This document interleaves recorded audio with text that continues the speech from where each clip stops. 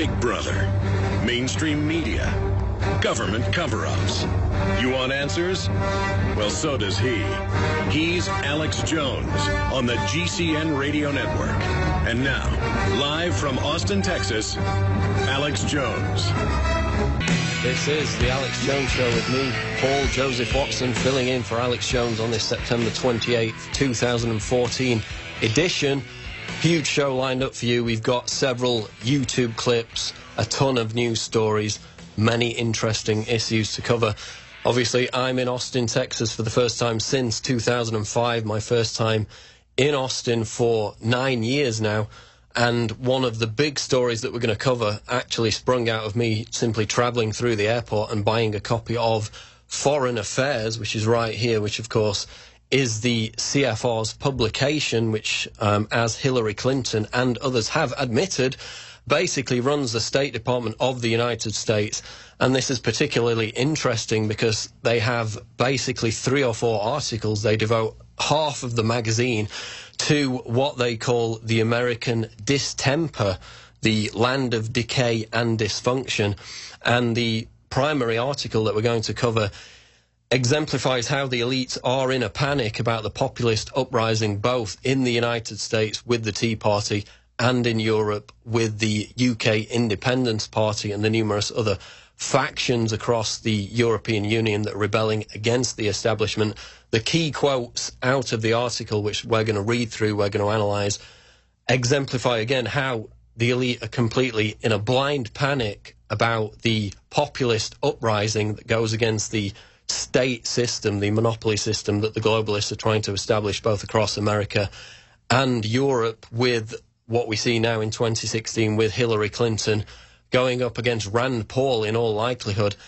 And they say directly that they need to, quote, co-opt the populist uprising to kind of send this off into a rabbit hole, to acknowledge the fact that people have got these concerns about national identity, about the general decline in living standards, and that they need to hijack that that feeling of disenfranchisement that is sweeping America and sweeping Europe, and send that off into a rabbit hole where it's acknowledged, so it's kind of diffused into elements of political engagement which never really achieves what the UK Independence Party, what the Tea Party in the United States of America are trying to accomplish.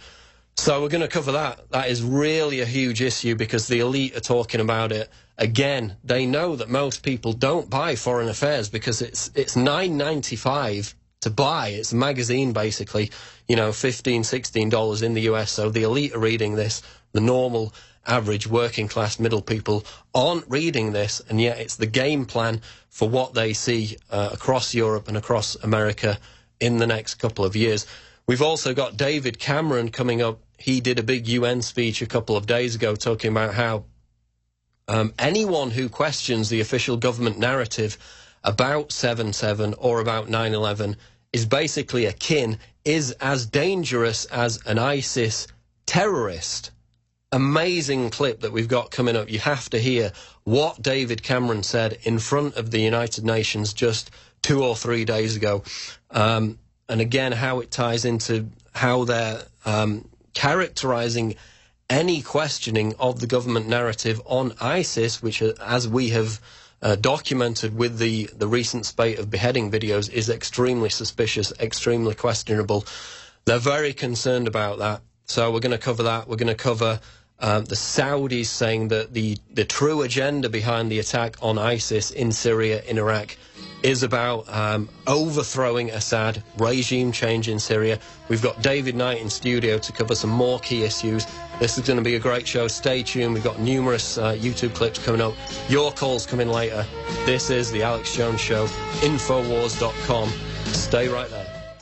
This is the Alex Jones Show, the Sunday edition. I'm Paul Joseph Watson, filling in for Alex Jones. Riding shotgun is David Knight with some key stories about the Tokyo eruption. 160 miles west of Tokyo, we had this major volcanic eruption. And, of course, the Hong Kong protests, which have been raging over the past couple of days against the imposition of Chinese influence on Hong Kong. David Knight, tell us about what's coming up. Well, yeah, we've got a lot of eruptions. We've got Freedom Eruption in Hong Kong as well as Catalonia. That's exactly what you were just talking about in the first segment, about how foreign affairs is concerned about people waking up. When we see the independence movements and the desire for people to have more say-so about government, to have more input into what's going to be done in their lives, we see that in Hong Kong, Beijing is saying they want to vet all the political candidates for their elections. So they're saying basically, you can have the elections. We're just going to pick which candidates you can choose from. Now, they do that in the United States and the UK, but they're a lot more subtle about it. So when they got into people's faces there, Hong Kong was agreed to be a separate autonomous region, but it looks like they don't have that much autonomy. And we see the same thing happening in Catalonia, where people are asking for a referendum. Actually, they have scheduled it, even though Spain is saying that's not constitutional. We're not going to allow that. The position of the Spanish government is really pretty amazing if you stop and think about it. Unlike the Scottish referendum that they just had in the UK, they're saying that all of Spain needs to vote on this referendum as to whether or not the Catalonians will be allowed to leave or not. So it'd be like saying, no, we're not going to have that election unless England and Wales and everybody else gets to vote on that. And actually, Catalonia has been a separate area for quite some time, culturally, linguistically. Yeah. It's a very vital economic region. They believe that they can go it on their own, just like a lot of people in Texas believe we could go it on our own if given half a chance. So it's going to be interesting to see what happens. That's going to be coming up right after our elections. And what changed was yesterday, the prime minister there, I believe is his title, Artur Mas, said he scheduled the referendum after the parliament overwhelmingly said that they wanted to give a referendum out. But, of course, the Spanish government is saying that's not going to happen. But there's a lot of violence in Hong Kong. These peaceful protests have now turned into clashes with the police. They've had 34 people injured there. And then, of course, in Japan, there was a volcanic eruption yesterday. The interesting thing about this, and, of course, Paul, I've been on vacation. I was up in Yellowstone, so I spent the last couple of weeks walking around on top of a giant volcano, the largest one on Earth, which is very brave.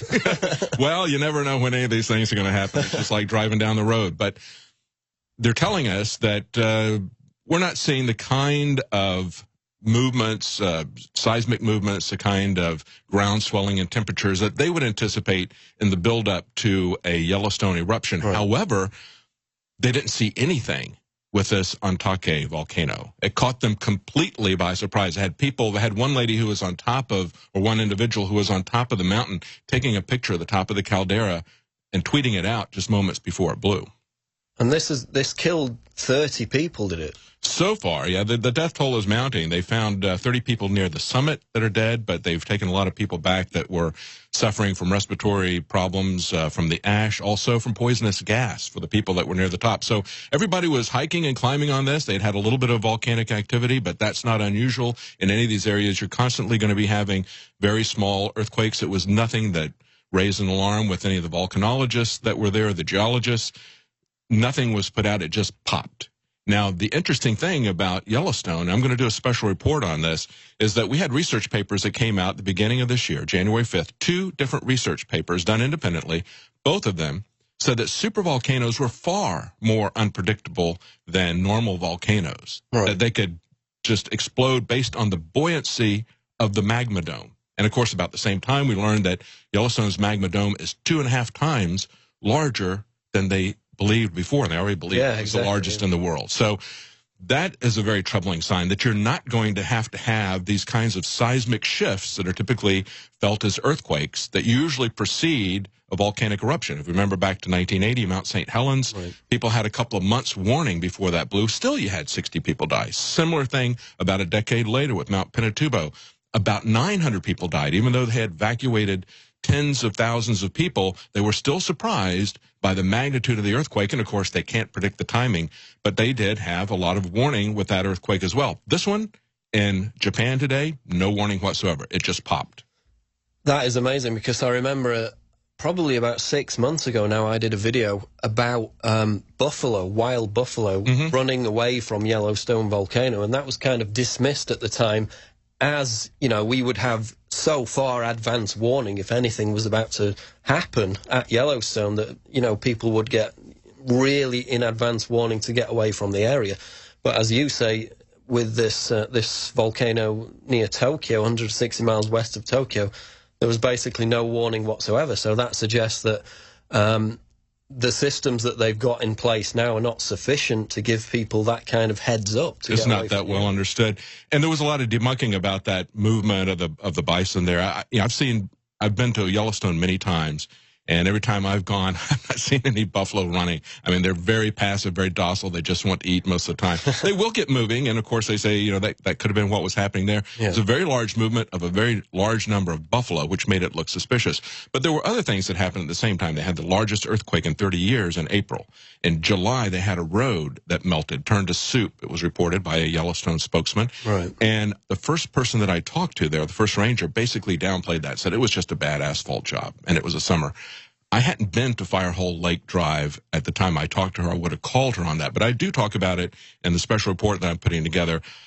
That was an area that had a lot of geothermal activity. And 2 months later, you can still see that road is pretty messed up. And it's messed up in the areas where the geothermal features intersect with the road or come in close proximity to it. So I don't think that's, there's plenty of evidence that happens all the time in Yellowstone. And of course, they've had much larger earthquakes, other things that have happened in terms of ground risings. But it does look like, according to the USGS, that they are coming into a period of increased activity and uplift in that area. But that doesn't necessarily mean that it's going to pop. They don't know when it's going to pop. That's the point of the new research, just like they didn't know when this conventional volcano was going to pop. And they have a completely different mechanism. When it happens, of course, as we've talked about, it will be a huge event for the entire planet. It will be orders of magnitude worse than anything that Al Gore has imagined with global warming. So it's going to be an interesting report. So I'll have that out the next day or so. Okay, and going back to the Catalonia thing, of course, as far as I understand it, in that region, their economy has prospered more than the rest of Spain. So, as you mentioned, they're talking about giving the whole of Spain the vote. They've got a 25% or more unemployment rate, mainly as a result of this green economy, disastrous policy that's been imposed on Spain. But as far as I understand it, Catalonia has, in comparison, prospered. So that's one of the main reasons why they're trying to secede from the rest of Spain, because their local economy has engendered quite a prosperous environment in the past few years. So I think that's, again, we talk about these individual states, these individual countries rebelling against the main, like Scotland, rebelling against Westminster because they can survive economically on their own. I think that is the case with Catalonia, because Spain's economy is a complete disaster from what we've seen. They've imposed the solar wind systems, the energy organisations that don't work, and they're really prospering on their own, and they want to succeed. They've got the power, they've got the strength to do that. And I think that's a big part of the reason why they're really pushing ahead for that. The New York Times points out that it's 1/5 of the Spanish economy. So exactly, your point is very well taken. And it's around Barcelona. They have a very active industrial areas, economically much better than the rest of the area. And I think it's kind of interesting that Spain would say, you don't want to leave. Look at how much we're doing for you, and say that you're not going to be allowed to leave. That's the most important thing. You're not even going to be allowed to have a vote. And, of course, he said nobody should fear that somebody expressed their opinion by putting a ballot in a box. That's the issue. Okay. We'll be back after the break. Stay tuned. This is The Alex Jones Show, Infowars.com. Stay right there. It's Paul Joseph Watson with David Knight on The Alex Jones Show this September 28th, 2014. We're going to get into ISIS now. David Cameron gave a speech before the UN 2 or 3 days ago now, where he basically compared anyone who questions the official narrative behind 9/11, behind 7/7, behind ISIS itself. He compared them to ISIS insurgents, ISIS terrorists. He basically tried to make the point that this is a recruiting ground for ISIS terrorists. Anybody who questions the official version of events behind any government terrorism action, behind any so-called staged event. We got that clip set up now, so we're going to go to David Cameron before the UN. Here's the clip. We must defeat this ideology in all its forms. As evidence emerges about the backgrounds of those convicted of terrorist offences, it is clear that many of them were initially influenced by preachers who claim not to encourage violence, but whose worldview can be used as a justification for it. We know this worldview, the peddling of lies, that 9/11 was somehow a Jewish plot, or that the 7/7 London attacks were staged. The idea that Muslims are persecuted all over the world as a deliberate act of Western policy. The concept of an inevitable clash of civilizations. We must be clear, to defeat the ideology of extremism, we need to deal with all forms of extremism, not just violent extremism. For governments, there are some obvious ways we can do this. We must ban preachers of hate from coming to our countries.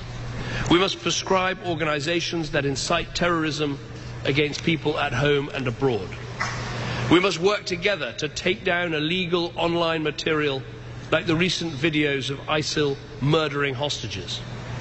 And we must stop the so-called non-violent extremists from inciting hatred and intolerance in our schools, our universities, and yes, even our prisons. Of course, some will argue that this is not compatible with free speech and intellectual inquiry. Yeah.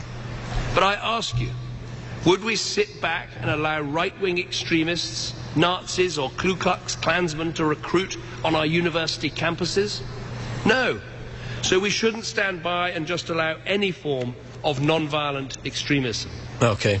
We need to argue that... So that's David Cameron before the UN a few days ago comparing anybody who questions 7/7 or 9/11 to ISIS terrorists themselves. And remember, with the James Foley beheading video, the Metropolitan Police came out immediately after that video was released and said that anybody who even watches it on YouTube or on any other video sharing platform could be committing a terrorist act. So even in the commission of actually just watching the video, they threatened people with terrorism. Of course, millions of people did actually watch the video in Britain, so it was an empty threat. But for him to actually make that comparison, and remember, you know, back in 2001, we had George Bush, here's the article out of Daily Mail, Met Police warn people that viewing extremist material may be a terror offence. Simply watching a video on YouTube could be an act of terrorism, which, as I made the point in the video about the James Foley beheading, which got 900,000 views on YouTube, they don't want people to see this, because if you actually watch the beheading videos, and this is why a lot of questions have circulated, indeed from within the Metropolitan Police itself, they had private investigators come out and say that the James Foley beheading video was, quote, staged. He may have been killed off camera later on, but the beheading video itself was not a graphic portrayal of him being killed. They're afraid of people asking questions about this, and especially with the other American Sotloff being beheaded since, the British hostage being beheaded after that. They don't want people actually digging into this. But the fact that he even came out and said that, and then you can trace it back to 2001, where Bush said, we must not tolerate outrageous conspiracy theories about 9/11. We see this theme running through the so-called demonization of anybody who even dares to ask questions about the narrative that is being pushed to justify US military intervention in the Middle East. Even with the David Haines video, the most recent British hostage, he kind of came out and said, this is the truth about ISIS. He was representing ISIS. He sounded like the, quote, conspiracy theorist that David Cameron was talking about in that video. So they're trying to correlate ISIS propaganda with so-called truther propaganda, or basically anyone who questions the official narrative. And it's downright creepy. David Knight, what do you think after watching that clip of David Cameron? Well, Paul, as we're doing it, of course, he says many people are going to say that this is going to impinge on free speech. Well, quite obviously it is. He's throwing that out there because he knows that it's going to impinge on free speech. He's talking about things like web censorship. He says we need to defeat the ideology of extremism. Now, that can be anything that he doesn't like, okay? He's saying not just violence, but we need to defeat an ideology. In other words, we need to ban and censor ideologies. Who is he to pick what ideologies are going to be censored? And we've already seen with hate laws that they always use that against anybody that they wish. They can use it against Christians if they want. If they're talking about abortion, they can say that that's a hateful speech or whatever. That is something that can be, that's malleable, that the leaders can use in any way that they want. And I'm reminded of these pronouncements at the very beginning of this. It was the beginning of September. We had the guy who's now running for Senate in Massachusetts. Well, he was in Massachusetts. Now he's running in New Hampshire, Brown. And I did a video on it, the centerfold senator, because basically he was saying that we've got 300 people, Americans, abroad fighting with ISIS, and we need to be able to revoke their citizenship. And that was picked up and used by Ted Cruz as well to say that we don't need to give people their day in court. We don't need to prove any charges against them. We can just accuse them of being ISIS terrorists, then we can revoke their citizenship. And of course, then presumably that was going to revoke some other protections that they had under the law. It's very troubling to see that. Subsequently, we have now seen that the FBI's backpedaled on that and said, well, at most maybe it's 12 people that are over there. So that's how they're blowing up this threat and using it against people. It's outrageous that he would do this. And in essence, he's saying, you know, anybody who questions 9/11 is a recruiter of ISIS terrorists. You know, 6 of the 9/11 commissioners questioned the final report on 9/11. So, I mean, are they recruiters for ISIS terrorists? And again, if you actually look at the academic studies into what creates terrorists in the Middle East, the major recruiting tool for terrorists is bombing the Middle East. I mean, since we started, or the US and the UK started launching airstrikes against ISIS in the Middle East, we've had 6,000 new ISIS recruits in the Middle East directly as a result of those bombings. So, you know, what have they killed since the airstrike started about a month ago? Maybe a few dozen ISIS terrorists, and yet 6,000 new acolytes have been recruited to the cause. So the true cause of terrorism is not conspiracy theories, in the words of David Cameron. It's bombing the Middle East, flooding the region with weapons. We'll continue to talk about it on the Alex Jones Show after the break. Stay tuned, Infowars.com. This is the Alex Jones Show Sunday edition with me, Paul Joseph Watson, Infowars.com. And riding shotgun is David Knight. Of course, we just played the clip before the break of David Cameron comparing anybody who questions the official narrative of 7/7 or 9/11, or indeed any terrorist event or any explanation behind the rise of ISIS in the Middle East, in Syria, in Iraq, to conspiracy theorists. He basically said that anybody who says that, who questions the official narrative, is a recruiter for ISIS insurgents in the Middle East. Of course, we've also got the Saudi prince, the ex-ambassador to the US, saying that the ultimate agenda behind the attack on ISIS in Syria is the removal of Assad, regime change in that country. So we're going to go to that clip now and discuss it. Here's the clip. Are these airstrikes against ISIS the first step in then ultimately removing Assad? I don't know, but I hope they are. Because you can't simply deal with ISIS and not deal with Assad. There were Saudi warplanes involved? Absolutely. Muslims dropping bombs on Muslims? Well, you know, we don't consider ISIS as being a Muslim group because of what they do to Islam. They have done everything they can to come after Syria. They'll even make alliances with Israel, the Saudis. So, I mean, that's pretty disingenuous to see that. It's also the same sort of thing as we were talking about over the break about the Asymmetric Warfare Center in Virginia. When I was doing research on that before Joe Biggs and I went out there, I looked at their seminar that they had back in 2006 talking about what had worked and what hadn't in Iraq. Basically, most of it hadn't worked. But what they had learned was that what motivated these people was not religious extremism. They were very clear about that. They said they're motivated by the fact that they don't have any self-determination. They don't have any control over their lives because we've invaded them. That's what they're fighting against. I mean, it's the same type of, it's not some kind of Islamic caliphate that's really motivating this terrorism. And of course, that's presuming that this is an organic, natural resistance, a blowback. It's much deeper than that. This government has been, as you pointed out many times, training, equipping, fostering this, trying to come up with every excuse they can to get into Syria. Right.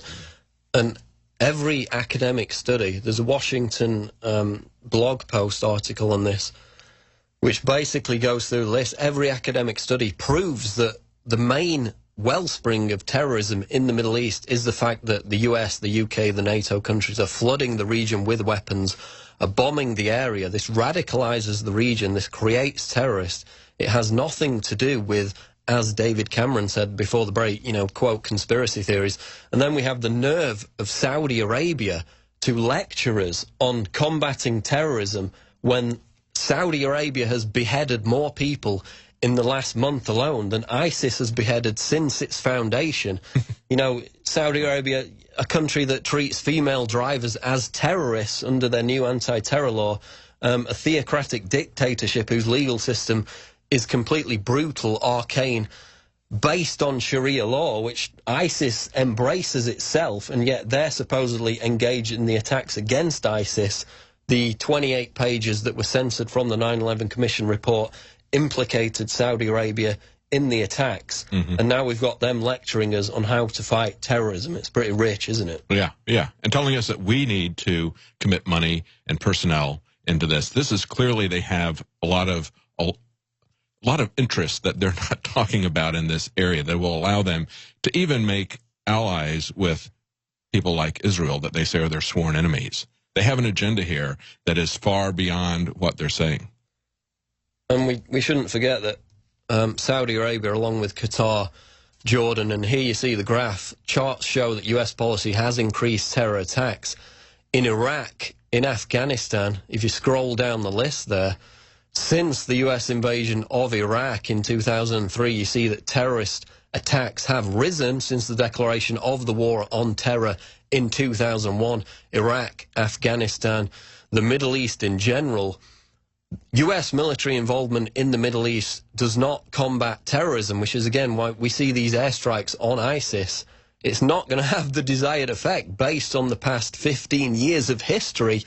Even in Asia, as you see from these graphs, it's had the opposite effect because they don't want a stable Middle East. That's the whole point. And in fact, another article that we can get to is defense contractors are making a killing as a result of these airstrikes on ISIS. This is out of firstlook.org. Defense contractor stocks have far exceeded the performance of the broader market. A Bloomberg index of the 4 largest Pentagon contractors rose 19% this year compared to 2.2% for the S&P 500. So again, ISIS are the best enemies money can buy. You know, in the United States, there's a lot of talk about the infrastructure collapsing, the bridges are crumbling, 21 trillion in debt by the end of this year. But, you know, don't worry, there's plenty of money available to bomb the terrorists that the United States, the Obama administration, created in the first place as a result of arming these jihadists in Syria. You see it there out of CNN money. In debt with China to do this. Exactly. Defense stocks up big as ISIS crisis escalates. So the main beneficiaries from the bombardment of ISIS in Syria and Iraq are the military-industrial complex that has a rotating door with Washington, with the Obama administration. They've got new profit centers. They always had the Cold War that was reliable for them. When that disappeared, they needed Islamic fundamentalists as a new profit center, terrorism as a new profit center. They were able to move that into a massive new business of equipping the police, militarizing the police, and now they've brought back the Cold War. So, I mean, this is salad days for the military-industrial complex. They've never seen anything like this. And I just want to point out, too, just as they said in Foreign Affairs magazine, just as the Asymmetric Warfare Center said, blowback is a real phenomenon in these areas, and it's when they go in and take away these people's self-determination that they then start, that makes them recruitable for these different groups. And what they do is, at that point, they coalesce around the religion. In other words, the asymmetric operation, asymmetric warfare people, the counterinsurgency operations who had fought these people in Iraq said, it isn't being driven by religion. Instead, what we're coming in, taking over, invading these countries, denying them their self-determination, they have no economic future, that is driving them into religious extremism. So it's the opposite way around, and yet they're coming in and saying it's religious extremism, so we need to take that down, and then broadening that out to any criticism of 9/11, of 7/7 and of the government's official story, any criticism of the government, period. Exactly, and then we have Obama on CBS. We're going to get to his comments after the break, but he basically acknowledged that the growth of ISIS or ISIL in the Middle East, in Syria and Iraq, was directly as a result of the destabilization of Syria. Of course, what he didn't say were the causes, were the influences that led to the destabilization of Syria, which was the arming of the so-called moderate rebels. We'll get to that after the break. The Alex Jones Show. Stay tuned, Infowars.com. It's the Alex Jones Show Sunday edition with me, Paul Joseph Watson, and David Knight. We're going to go to this CBS News clip where Obama gave some very interesting comments today regarding ISIS. He basically acknowledged that the growth of ISIS in Syria and Iraq came about as a result of the destabilization of Syria, which of course was a direct result of the US arming the moderate rebels against the Assad government. Obama didn't admit that in his quote, but he certainly went kind of a limited hangout some part of the way to acknowledging that situation. So here's the clip from CBS News. Essentially what happened with ISIL was that you had Al-Qaeda in Iraq, which was a vicious group, but our Marines were able to quash with the help of Sunni tribes. They went back underground, but over the past couple of years, during the chaos of the Syrian civil war, where essentially you have huge swaths of the country that are completely ungoverned. So Obama is basically acknowledging that with the rise of jihadists, destabilization in Syria, of course in Libya as well, that's where terrorists thrive. But of course we know in Libya, they armed the jihadists. I mean, look at Libya now. It's a complete failed state. Drug lords, gangs of terrorist militants are running the country. You know, black people are locked up in concentration camps as a direct result of US airstrikes on Libya in 2011. We're seeing that same process again unfolding in Syria. So, you know, they destabilized the governments of Assad, of Gaddafi, the secular, mainly moderate, of course. They were proxy dictatorships in a sense, but there were no mass terrorist attacks, destabilization campaigns in Libya, in Syria, before the United States, the United Kingdom, and the NATO countries started arming these jihadist rebels. So Obama talks about, quote, jihadist nonsense in this CBS interview. They funded, they bankrolled, they armed the jihadist nonsense to begin with. The terrorists from Libya crossed into Syria to start that destabilization campaign. So I thought that it was interesting that, you know, he goes some way to acknowledging that the primary cause of the growth of ISIS was the destabilization of these countries, without admitting to the fact that it was the United States foreign policy in alignment with NATO, which was a deliberate attempt to create that destabilization in the first place, which of course led to Syria, led to the growth of ISIS, led to Benghazi, and basically this jihadist control over the region. David Knight. I thought it was interesting that he's talking about jihadists from around the world. Just as I had mentioned, they were trying to sell the narrative about a month ago that there were 300 Americans that had gone over there to fight. Turns out it's not even that. Now they're admitting the FBI is saying maybe 12. That's hardly an international movement that we need to be concerned about. But it really shows, just look at the last couple of years. As we've been pointing out, the fake sarin gas attacks that they had a year ago, trying to lay that solely on the Syrian administration. And then earlier than that, there had been some other sarin gas attacks. And you had, after we were pointing out that there were reports that it was done by the Saudis, or reports that it was not from Assad, and there were reports that back earlier in the spring, it had been a homegrown sarin gas. And of course, they were trying to sell the narrative that only the Assad regime could have sarin gas. And at that point, you had even the American military join with UN inspectors and with Russian inspectors and saying, yeah, they do have the capability to do sarin gas. So that whole thing fizzled away, but they've looked for every kind of excuse they can to provoke an involvement of American forces in Syria, because their ultimate goal, as we've been told for a long time, is to take down the Syrian regime. That's one of the regimes on the list to be taken down. And that's what the the Saudi Wesley Clark. prince, Wesley Clark, the 7 countries to be taken down in the aftermath of 9/11. That's what the Saudi prince admitted earlier. The ultimate agenda behind targeting ISIS is to affect regime change in Syria, so that's now an open secret. We're going to switch now in the last 4 or 5 minutes in this segment to this foreign affairs piece, which of course is the publication of the CFR. It's the conversations that the elite are having with each other. You can see it here, the American distemper when polarization confronts the United States Madisonian check and balance political system. The result is devastating. And what this article is about, it's a 9-10 page article, amidst a selection of other articles. It's basically almost half of the magazine for this September-October edition, is about the blind panic that the elite finds itself in as a result of the growth of the distemper, as they call it, the populist uprising. There you see it on the CFR website, America in Decay, the sources of political dysfunction.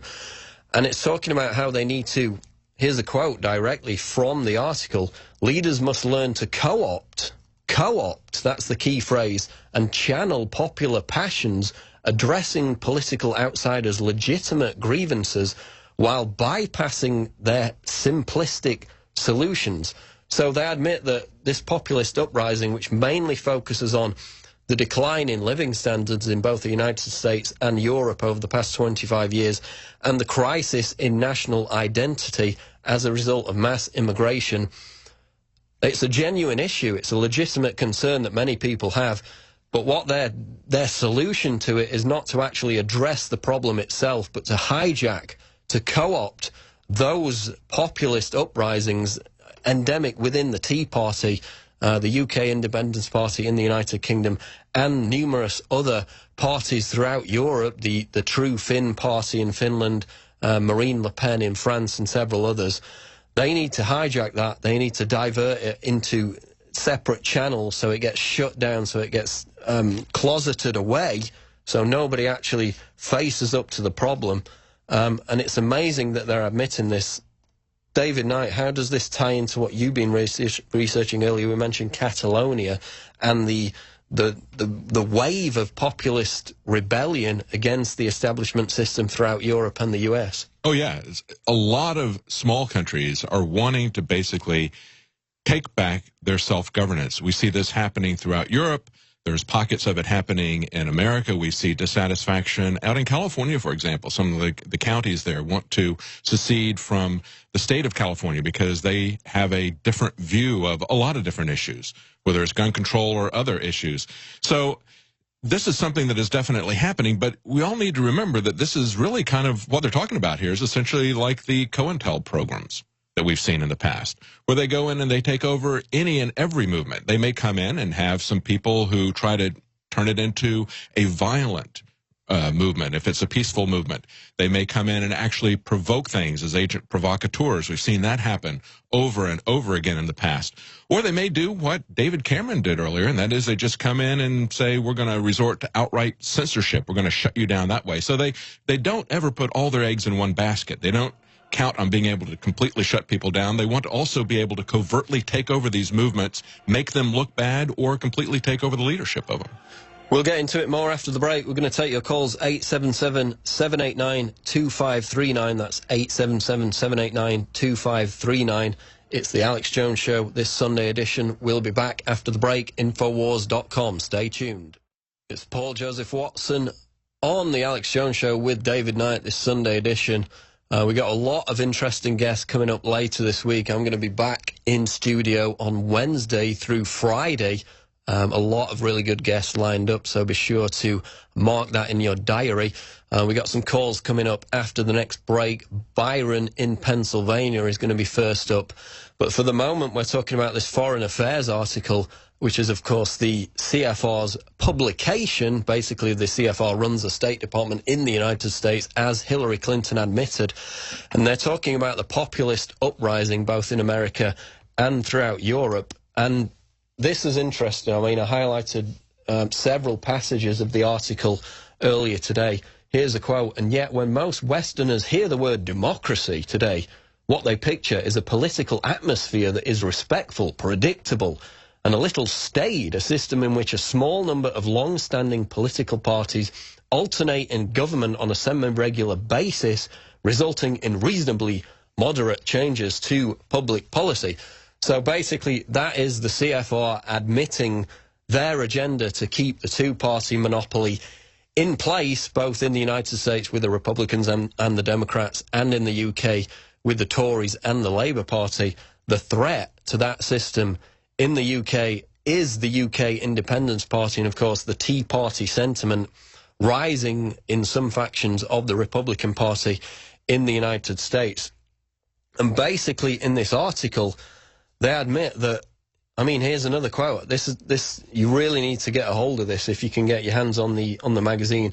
Quote, "To harness the passion of the populace to the cause of reinvigorating governance, but without helping them kindle the flames of an anti-democratic revolt." So they're admitting they need to harness the power of the populist uprising to reinforce the power of the state, which of course runs completely opposite to the goal of this populist uprising, which is to work towards smaller government, towards anti-statist objectives. So the fact that they're talking about, you know, co-opting this movement to increase the power of the state, and later they talk about wealth redistribution, is absolutely amazing that it's so brazen in the CFR's own publication. David Knight, your comments on this? We've already seen that, Paul. We've seen it with both the Tea Party as well as with the Occupy movement, that both of the mainstream political parties have moved in to co-opt those movements, to take them over. They're born out of frustration, fundamentally, both of them, with the banking system and the abuses of the central banks and the very large, powerful banks that are too big to jail, as Eric Holder put it. That was the initial movement of the Tea Party, where they came out, by some people's account, 500,000 people went to Washington to protest the banker bailouts. And of course, the left's Occupy movement is also upset about what the bankers are doing. So what they do is both parties try to co-opt that. Both parties try to shut that down.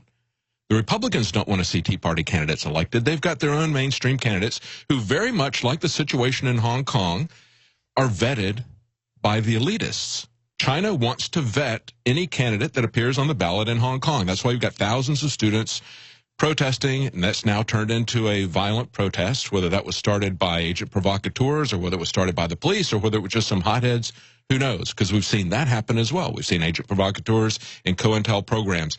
That is essentially what's happening, but very often we don't hear that admitted in America. That's what's unusual about this, is that the CFR, which essentially has controlled the State Department in America since its creation, even though Reagan wasn't a member of the CFR, the first president since its foundation to not be a member, he subsequently appointed 300 people from the CFR into the State Department. It's amazing. We're going to get more into this after the break. We're going to take your calls. John Rappoport is coming up to talk about Ebola and the CDC whistleblower. This is the Alex Jones Show live, Infowars.com. Stay tuned. It's the Alex Jones Show on this Sunday, live edition, September 28, 2014. Riding shotgun is David Knight. We're going to go to your calls now. First up is Byron in Pennsylvania, who wants to talk about a shelter-in-place warning in Pennsylvania. Byron, go ahead. Yes, it's Brian, but anyway, yeah, I'm surprised it wasn't picked up or covered here, because it's, you know, pretty big. They've been searching people's houses and everything for this guy that shot up police barracks. Is that a breaking story? Did that happen just recently? That actually happened over a week ago, and it's still happening. Right, so they've got areas of Pennsylvania locked down then because of this incident. Yeah. So what's happening there? Mention it. So tell us what's happening. What's happening is they've had stories on the news about, not like I saw one article and put it all together, but they had stories on the news about food being donated for people who were sheltering away from their homes and stuff like that, and for the police, and, you know, it's all crazy. That's interesting. We'll have to look into that. It's not something that I picked up on, but definitely we'll take a look into that. Thanks for the call. Janitor in FEMA Region 9, go ahead. Hi, how you doing? Good. What's your point today? Fantastic. I just wanted to talk about the 10 companies that own us, and how Mr. Jones was talking about boycotting. there's an article on HuffPost. It's a pretty old one. It's called "These 10 Companies Control Enormous Numbers of Consumer Brands," and it just keeps continuously getting bigger. And in order to control these globalists, it's very systematic, very simple to do. You look at the brands, and you systematically stop buying the brands in, just-in-time type of a way. You cut the money supply off, and there's no need to, I'm not saying that propagandizing it or whatnot, but that's how you basically cut the arms of these. Very slowly with their own capital. And if you look at that list, and that list it's very old. It's about from 2012. It keeps getting bigger and every day, and how the monopolies control it in every single brand. For example. So what are the top 2 companies on the list? It's Procter & Gamble, Unilever, Johnson & Johnson. Procter & Gamble owns Lacoste perfumes. I mean, you just have to. You can't buy Coca-Cola at Pizza Hut because Pepsi owns it. So it's very systematic, and do you think, if you go about it, so David, do you think that the power of boycotting companies still has influence in the modern era? Well, I guess my first reaction would be that if this is a couple of years old, it's probably not 10 companies now, it's maybe 8 or 7 because they keep consolidating. But yeah, I think it's very important not just to boycott, but I think it's positive to do it's good to do something positive, and that is to support local businesses. When all you do is trade with the chains and all of your neighbors' small businesses go out of business, and I used to have a small business. So it's important for people to support those who are starting, who take the risk to be an entrepreneur in their local area. Support those people because they're going to be spending money in your area too. So, try to build that local economy. It's one of the things I like here about Austin is that it's one of the few places that I've lived where there's actually viable mid-level restaurant businesses. There was an article that was up on Drudge recently about how this one famous chef was saying that Obama was, with his increased regulation and with competition from major chains, they were squeezing out all the mid-level restaurants. So you had nothing but really high-end restaurants that were locally owned and national chains, and that was about it. So, yeah, support your local businesses because that's going to help you in the long run. It may look like it's cheaper to go out and buy something from a big box store, but ultimately it's going to reverberate back in your own community. Julio in Wyoming, you're on the air. Go ahead. Do we have Julio? I think he's on. Am I there, Paul? Yeah, go ahead. Okay, I almost did a double take because you're here in the North American Union, so welcome across the pond, and don't stay in Austin too long. Go explore the United Nations national parks here in the United States, like Yellowstone here in Wyoming. It's beautiful. You could meet Dick Cheney, Paul. That's not a very tempting prospect, to be honest. It's beautiful out here, Paul. Anywho, the doublespeak, ISIS, ISIL, we're going to war against war. War is peace. 2 + 2 is 5. It's quite clear corporate media here in the United States and corporate media in Europe are doing their best to try to sell the propaganda that the multinational corporations want us to hear. And it's quite clear, especially more so in Europe, I see. You live in Europe, so I want to get your take, Paul, on how people aren't buying the bull from corporate media. I want to get your thoughts on that. And then secondly, Paul, I'm a journalist here in Wyoming. How can I interview you on what's going on in Europe? The best way is to contact me on Facebook, but in terms of ISIS propaganda, the biggest propagandists for ISIS are the mainstream media. Every time I turn on the mainstream media, CBS, CNN, they're showing ISIS propaganda videos. So, on the one hand, we've got David Cameron saying that we shouldn't watch ISIS propaganda. We got the Metropolitan Police in Britain saying that it may be a terrorist offence to even view these beheading videos. And yet every time I turn on CNN, there's an ISIS propaganda video. So again, we've had past investigations into who's behind the release of terrorist propaganda videos. It leads back to the Pentagon, Department of Defense with Intel Center, with these other corporations that get the videos first. So the biggest progenitors of ISIS propaganda is the mainstream media itself, while we're being demonized, characterized as terrorists for even watching videos on YouTube. So, David Knight, your take on that? Well, that may be changing, Paul, because they've taken away the prohibitions from directly addressing the American people with propaganda. Remember, since the Cold War, they had prohibitions against using Radio Free Europe and Voice of America here domestically. But just as we've seen the prohibitions on domestic surveillance of citizens fall by the wayside and be ignored, they have actually changed that law now that's going to allow them to directly propagandize us. So we'll have to wait and see what happens. But certainly you're right. It's a mockingbird media.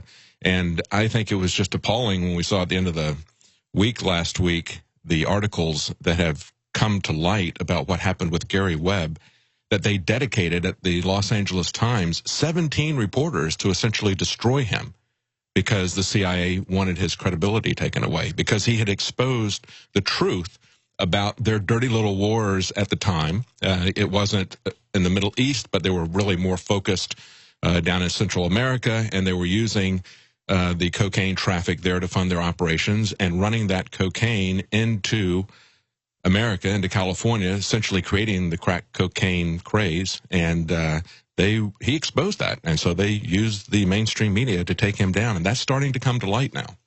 And, I mean, what's your take on Gary Webb? Obviously, he exposed the CIA drug trade.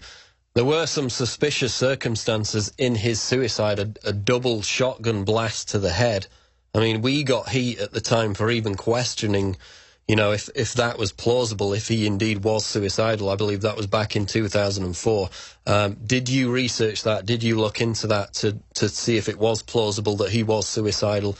We know he was talking about, you know... Well, he talked to Alex and said, I am not suicidal. He made it very clear.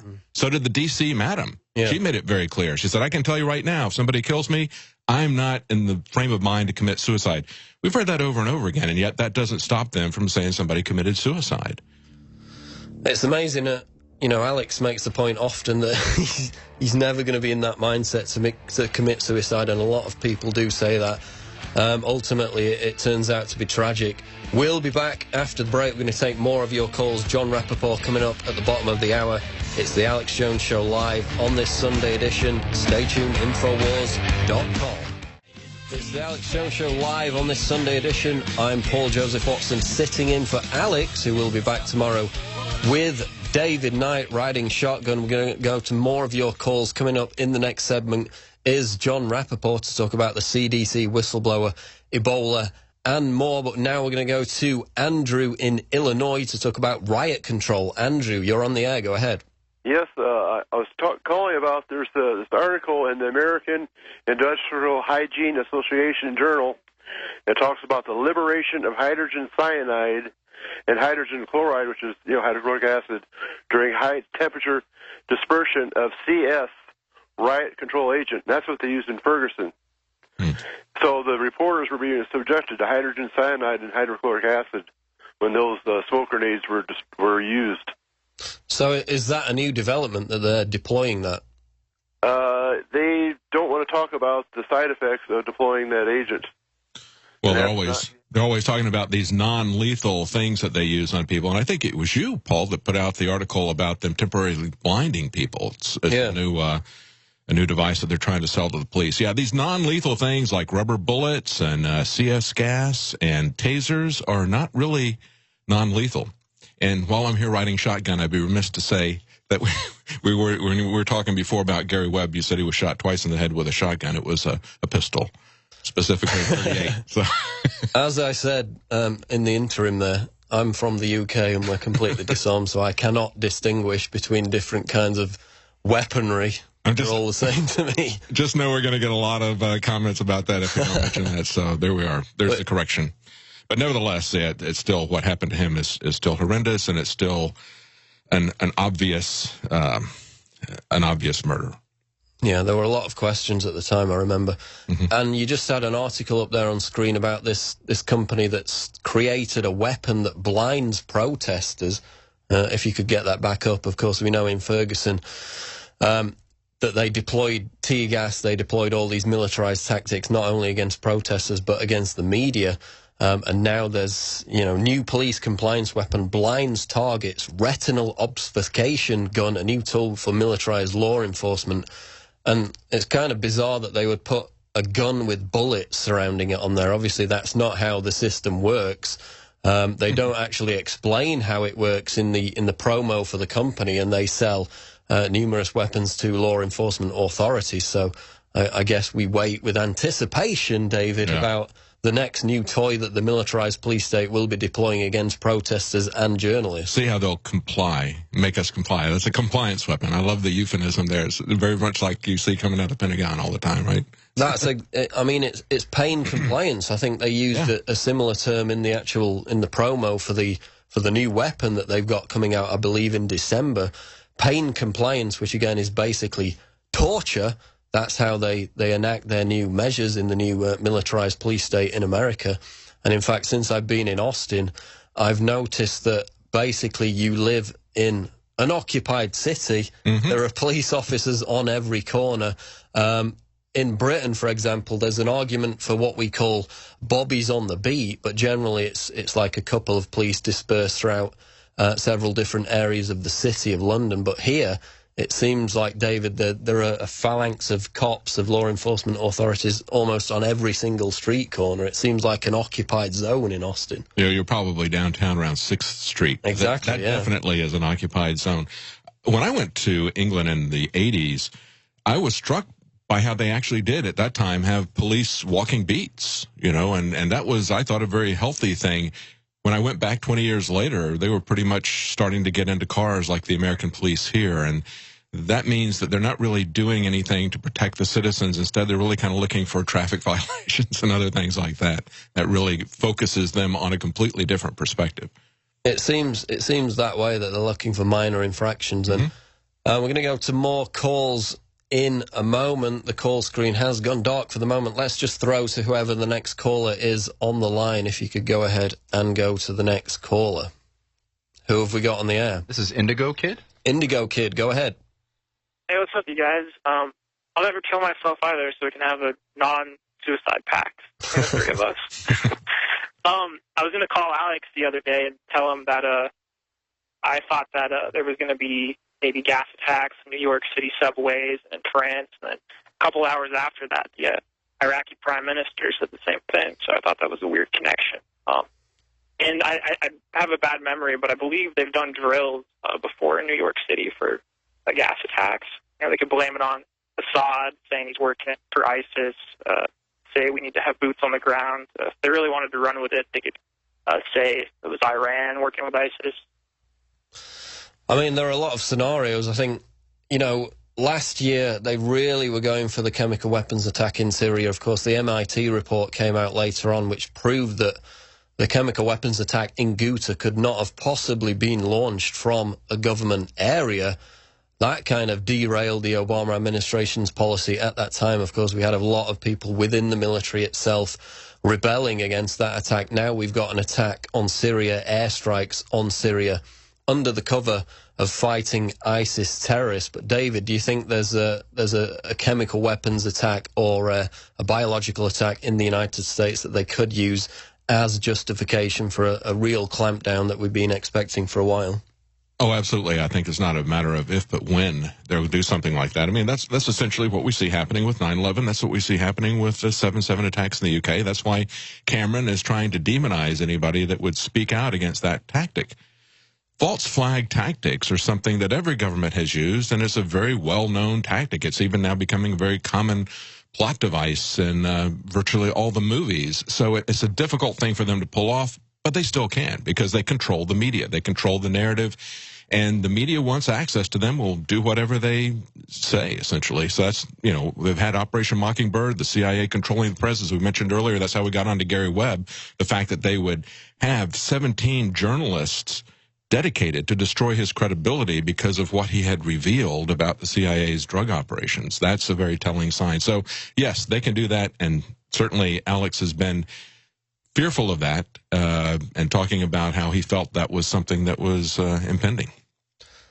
And, of course, we had the Oklahoma beheading a couple of days ago, linked again to Anwar al-Awlaki, who, of course, dined at the Pentagon 3 months after 9/11, having been the mastermind behind the 9/11 hijackers who flew the plane into the Pentagon. So we can cover that later with the ties between al-Awlaki and the other patsies in the United States that have been behind domestic terror plots, and question whether the Oklahoma beheading was one of those. But we got John Rappoport coming up to talk about Ebola, the CDC whistleblower, and autism. This is the Alex Jones Show live, Infowars.com. Stay tuned. Paul Joseph Watson with Infowars.com, David Knight riding shotgun. We're still trying to get John Rappoport on the line, but in the meantime, we're going to go to more of your calls, and we've got Patricia in Arizona. Go ahead, Patricia. Hi, Paul. It's good to talk to you. I actually called to thank you because I really feel that your contribution during the Massachusetts the race, you know what I get on here now, I can't talk. The Boston bombings.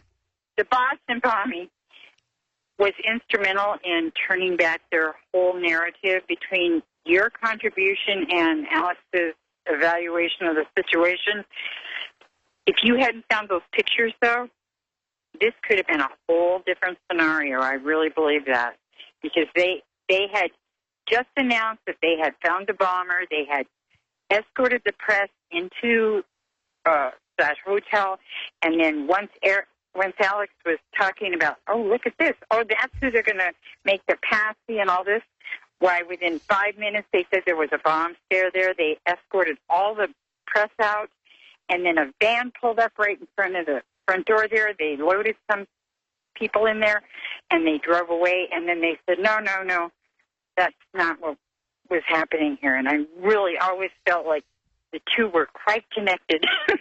Well, I mean, it was amazing at the time to illustrate just the impact that we were having, and, you know, other alternative media outlets. For one day, immediately after the Boston bombings, Infowars.com got more traffic than the Drudge Report, which if you realise how huge the Drudge Report really is, you know, it drives more traffic to websites than Facebook and Twitter combined.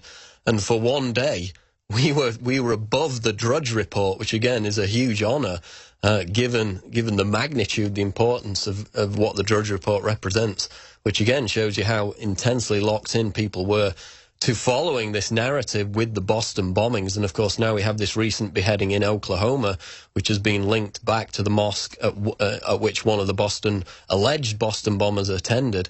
David Knight, your take on it was kind of surreal when that was all happening. I remember one incident in particular when they arrested the Tsarnaev brothers and showed those photographs of them, and Leanne got it on the news right away and said, that backpack doesn't look like the backpacks, doesn't look anything at all like the backpacks that they had before.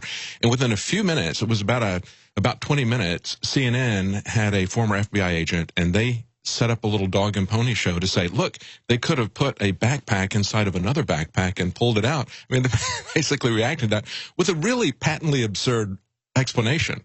If they were going to try to disguise the backpacks, then why didn't the older brother have a darker why didn't he have a different color backpack instead of a darker backpack? I mean, it didn't make any sense. But it was interesting to see that kind of back and forth, and that wasn't the only incident. That's just one that I remember very well.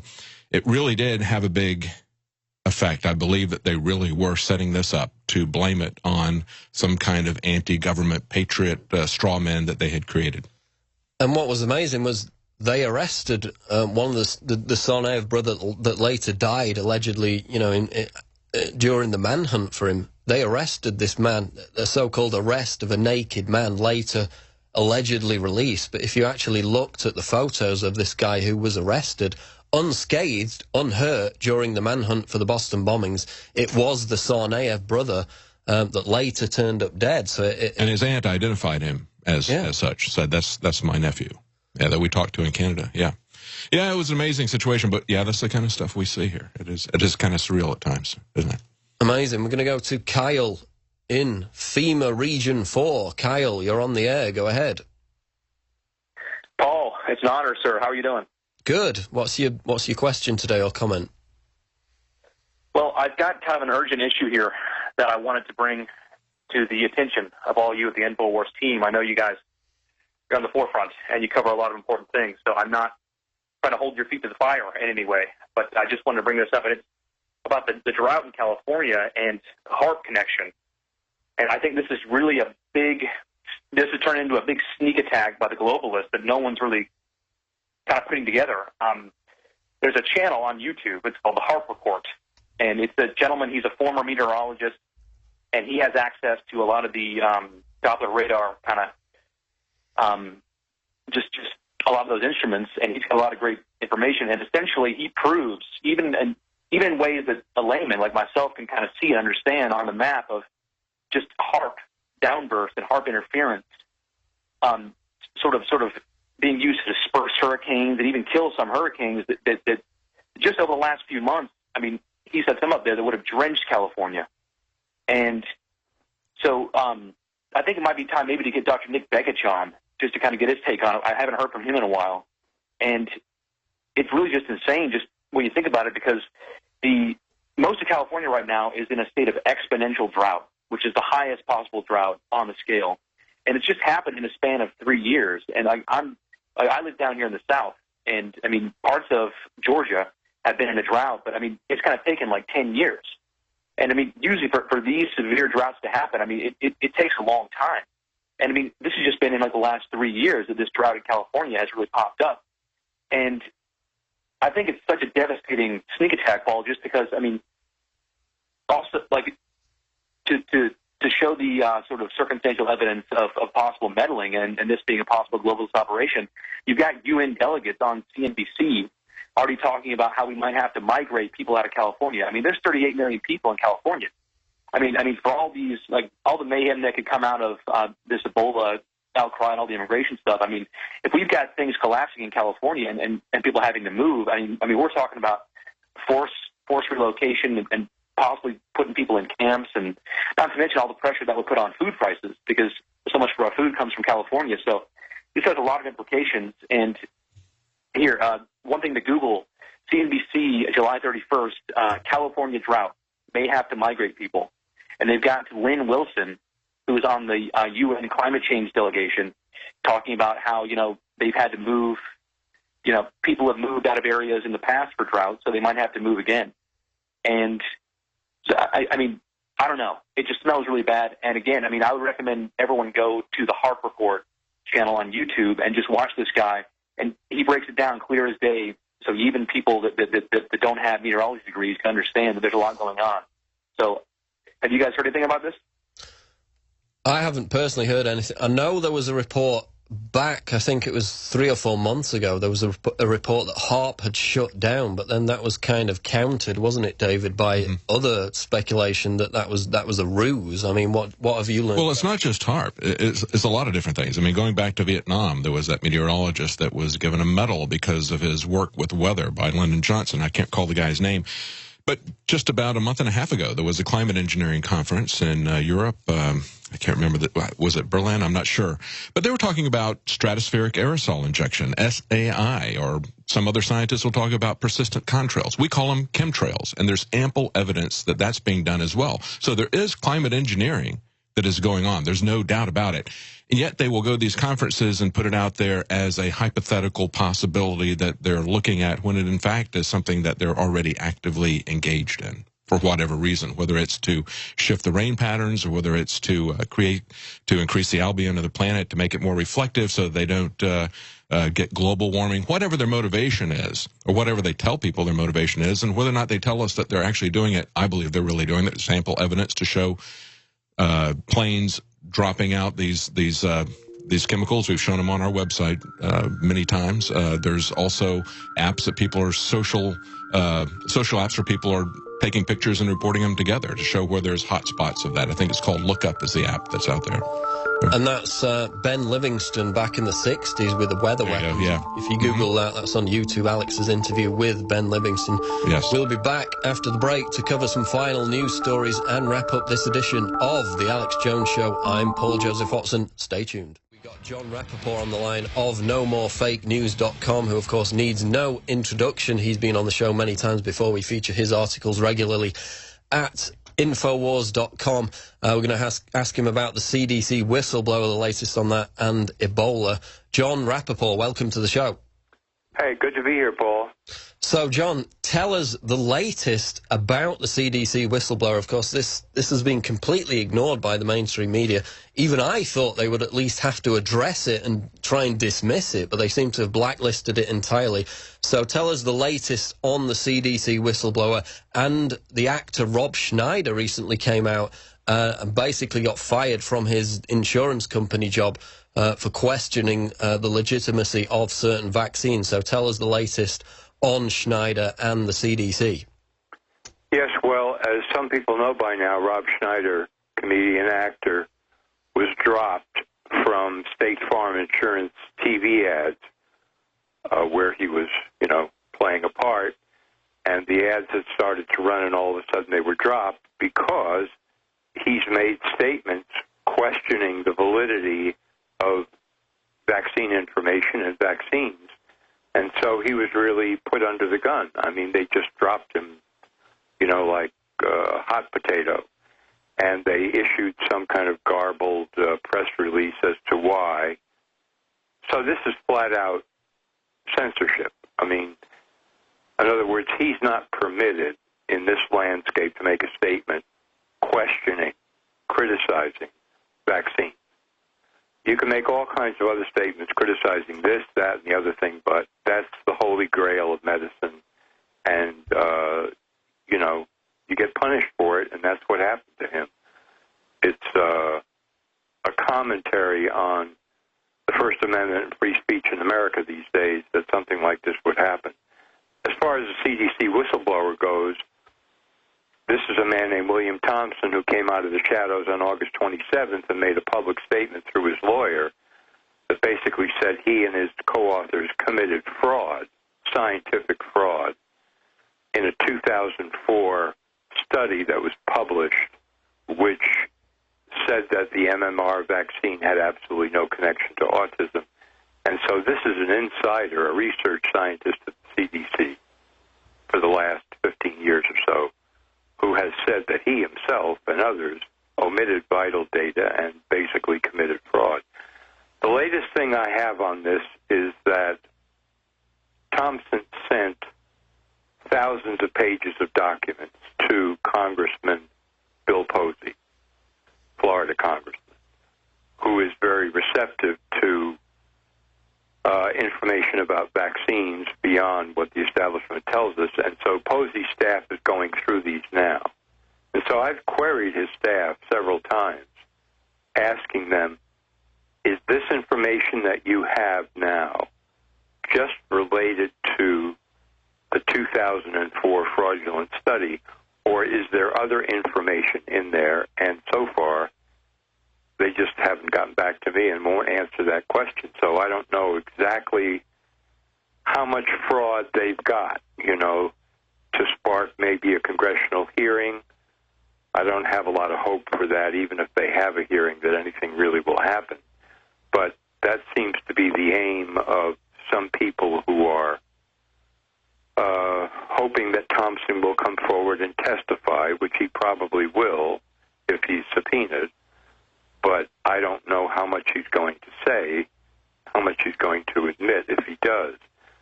I'm very interested in this data, thousands of pages. This is kind of like I don't want to call it a mini Snowden because the information could be more explosive even than the NSA information if it shows that the CDC has been covering up fraud in more than just one study, but many, many studies, which I believe is absolutely the case. They exonerate vaccines. They say, oh, no harm, no problem, everything's perfect. There's absolutely no connection to autism. And the U.S. government has made multiple statements saying they've completely vetted the problem and there is no problem with vaccines. But I know for a fact, because I've looked at other studies, that there are other fraudulent studies out there. But if a whistleblower inside the CDC can say that and show data to back it up, that would be a collapse of the house of cards. Exactly, and I mean, it seems so toxic that the mainstream normally would at least tackle these kind of issues and try to dismiss them, but they daren't even touch it. But we've got to move on quickly because we've got about 4 minutes left. And there was an editorial recently in the Liberian Observer which blamed the United States for basically developing and unleashing the Ebola virus on Africa. David Knight, you've got a quick question to put to John Rappoport about that. Well, yeah, along the lines of what you're saying, John, there's this report out of Reuters today that scientists are grappling with ethics in a rush to release the Ebola vaccine. So it really kind of ties these both things together. And they're saying that normally it takes years to prove that a vaccine is safe and effective. We had a decade where they covered up the fact that this MMR vaccine was not safe. So, address the issue of do you believe that this is something that was perhaps helped along, weaponized, introduced by the American government? And where do we go from here? Are they going to force people to take an Ebola vaccine that hasn't been proven to be safe or effective, just like they're trying to intimidate people into taking other vaccines? I think you put your finger on it. The vaccine is the big problem here with the so-called Ebola outbreak. This is the thing to, really be on the lookout for, because all vaccines can do harm.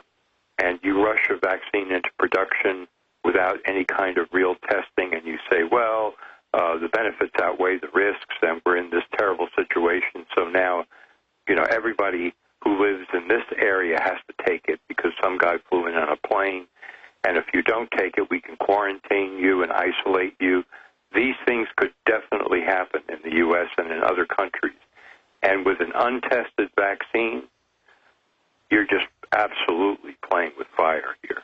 So this is a big, big red flag. If this thing comes out and they say, well, okay, we've got a great vaccine now, and everybody should immediately take it, I think the absolute opposite is true.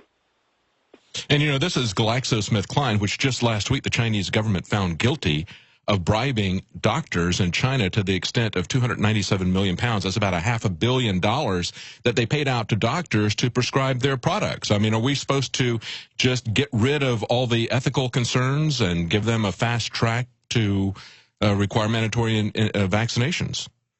Absolutely not. And one more quick fact here about these manufacturers.